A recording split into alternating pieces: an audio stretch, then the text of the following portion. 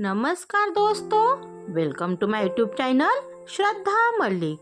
अगर आप चैनल पे नए हो तो चैनल को सब्सक्राइब कीजिए। आज की कहानी है शहंशाह अकबर और चतुर बीरबल की। कहानी का नाम है एक पेड़ और दो मालिक। एक बार की बात है, रोज की तरह बादशाह अकबर दरबार में बैठकर अपनी प्रजा की समस्या सुन रहे थे। सभी लोग अपनी अपनी समस्या लेकर बादशाह के सामने हाजिर हो रहे थे और तभी राघव और केशव नाम के दो पड़ोसी अपनी समस्या लेकर दरबार में आए। इन दोनों की समस्या की जड़ था इन दोनों घर के बीच मौजूद फलों से लबलबा भरा आम का पेड़। मामला आम के पेड़ के मालिकानी हकों को लेकर था। राघव कह रहा था कि पेड़ उसका है और केशव झूठ बोल रहा है। वही केशव का कहना था कि वह पेड़ का असली मालिक है और राघव झूठा है। पेड़ एक और मालिक दो का मामला बहुत उलझा हुआ था और दोनों में से कोई भी हार मानने को तैयार नहीं था।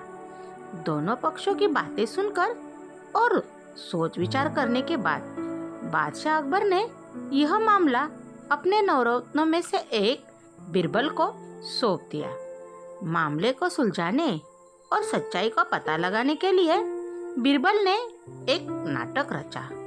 उस शाम बीरबल ने दो सिपाहियों से कहा कि वे राघव के घर जाए और कहे कि उसके आम के पेड़ से आम चोरी हो रहे हैं। उन्होंने दो सिपाहियों को केशव के घर जाकर भी यही संदेश देने को कहा।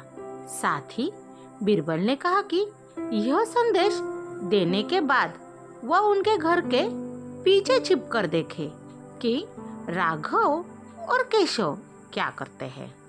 बीरबल ने यह भी कहा कि राघव और केशव को पता नहीं लगना चाहिए कि तुम उनके घर आम की चोरी की सूचना लेकर जा रहे हो। सिपाहियों ने बिल्कुल वैसे ही किया जैसा बीरबल ने कहा। दो सिपाही केशव के घर गए और दो राघव के घर गए। जब वो वहां पहुंचे तो उन्हें पता चला कि राघव और केशव दोनों ही घर में नहीं थे। तो सिपाहियों ने उनकी पत्नियों को यह संदेश दे दिया। जब केशव घर पहुंचा तो उसकी पत्नी ने उसे आम की चोरी की सूचना दी। यह सुनकर केशव ने कहा, अरे भाग्यवान, खाना तो खिला दो। आम की चक्कर में अब क्या भूखा बैठा रहूं? और कौन सा वह पेड़ मेरा अपना है? चोरी हो रही है तो होने दो, सुबह देखेंगे। यह कहकर वह आराम से बैठकर खाना खाने लगा।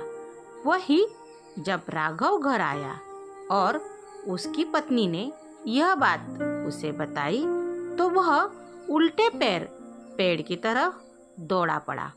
उसकी पत्नी ने पीछे से आवाज लगाई, अरे खाना तो खा लीजिए।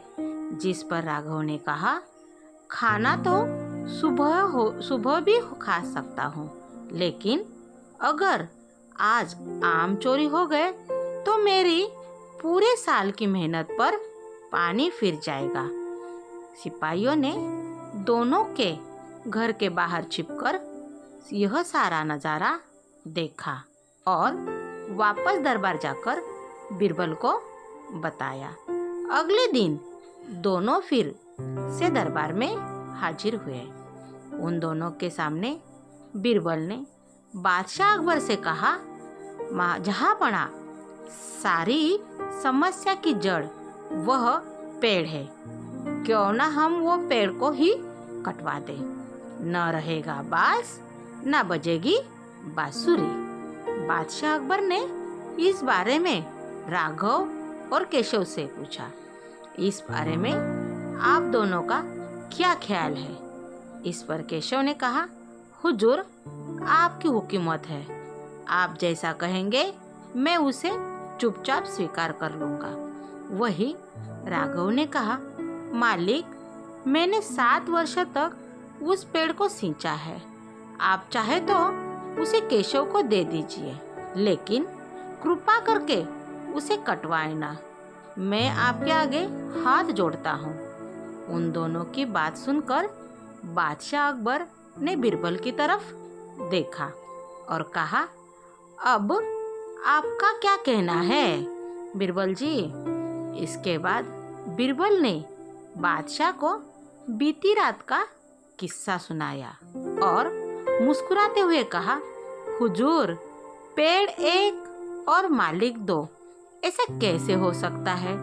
कल रात हुई घटना और आज हुई इस बात के बाद यह साबित हो चुका है कि राघव ही पेड़ का असली मालिक है और केशव झूठ बोल रहा है।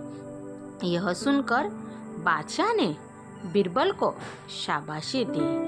उन्होंने अपने हक के खातिर लड़ने के लिए राघव को बधाई दी और चोरी करने व झूठ बोलने के लिए केशव को जेल में बंद करने का आदेश दिया।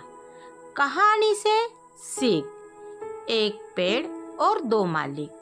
कहानी से हमें यह सीख मिलती है कि परिश्रम किए बिना छल से किसी और की चीज चुराने का अंजाम बुरा होता है। Thank you. आपको कहानी कैसी लगी? कहानी को लाइक कीजिए। ऐसी नई नई कहानी सुनने के लिए चैनल को सब्सक्राइब कीजिए। अपने दोस्तों में कहानी शेयर कीजिए।